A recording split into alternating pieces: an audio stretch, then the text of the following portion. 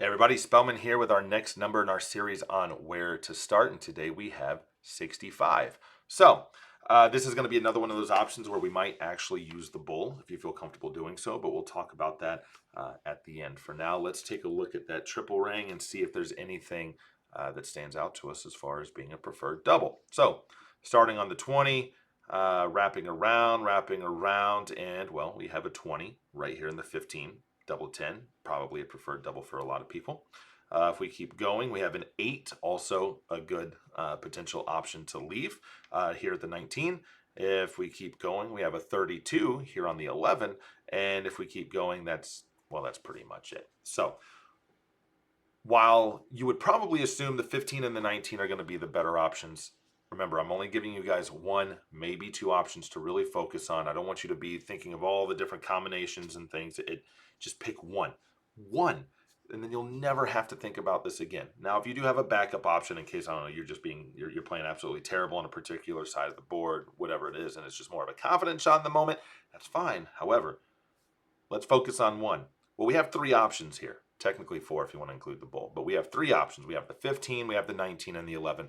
And I want to eliminate one of them for you guys. Right now, look, if double 10 is your favorite double, your James Wade or your Luke Littler, okay, then you're probably going to want to go that route.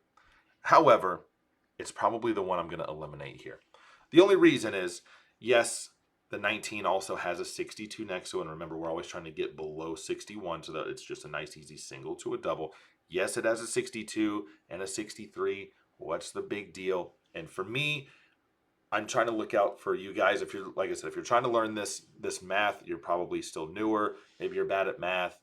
Whatever it may be, I'm going to assume that maybe you're not quite as accurate yet as, say, some of the high level pros. So I'm going to try to give you a better option to make your life maybe a little bit easier. So if you hit the 63, okay, you're going to have 13 for the bull. Just like if you hit the 3 to leave 62, you're going to go 12 for the bull. That's about the same. However, it's when you hit the single. If you hit the single 15, you have 50. Fine. Single 10, single 18. You have these nice little wedges here. The 18 would leave 32, the 10 would leave 40. However, if you hit the single on the 19 and you have 46, you can go for that 610. So you have this huge little section right here to potentially leave you a finish. You don't have to hit that very specific section. But also, you hit that trip 18, you bust. If you hit the single 10, if you go for the 10 and miss high or low, you're still gonna be odd. But even if on 46 you go for the 10 and you only hit a single, okay, you got 36. You got a 6, you got 40. Great, 36 and 40, double 20, double 18. If you hit the triples, well, you have 18. You're gonna have 28 left. While not preferred, double 14 is a number that most people don't, run away from necessarily. And if you accidentally hit the triple 10, we've got 16, which is double 8.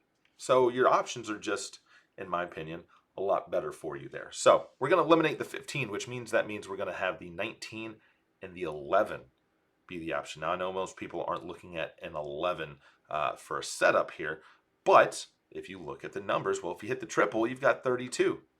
Another big preferred number for a lot of people. But if you look around, it might actually even be a better option than the 19 because over here, man, we're leaving 62. So now you have a single to a bull. Whereas over here, every single number, 11 tops, 14 tops, 17 tops, maybe 19 double 16, maybe 18 double 18, whatever option you want to take there. No matter what you hit in this section, hell, you can even go up another number. Maybe you missed by 2, still below 61.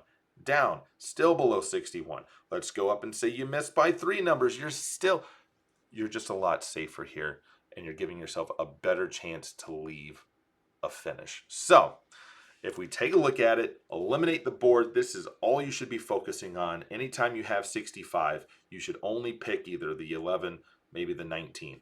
And again, in certain situations, if you want to take the 15s, go for it. But for this, I'm going to recommend the 19s or the 11s. And if you're going to want to take a potential risk to have 2 darts at the finish and not have to hit a triple, then you can go for the bull.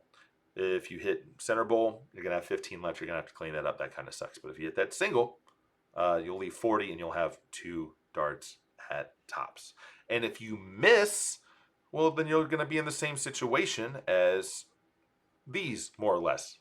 And same as the if you left 62 or 63, because no matter what you hit, you're going to be 64, 63, and you're going to be between 64 and 45 no matter what you hit if you miss the bowl. So it's still going to be a single to a double, though some of those doubles may be the bowl. So next time you're on 65, make sure you give these a look, and I'll see you in a couple days with 66.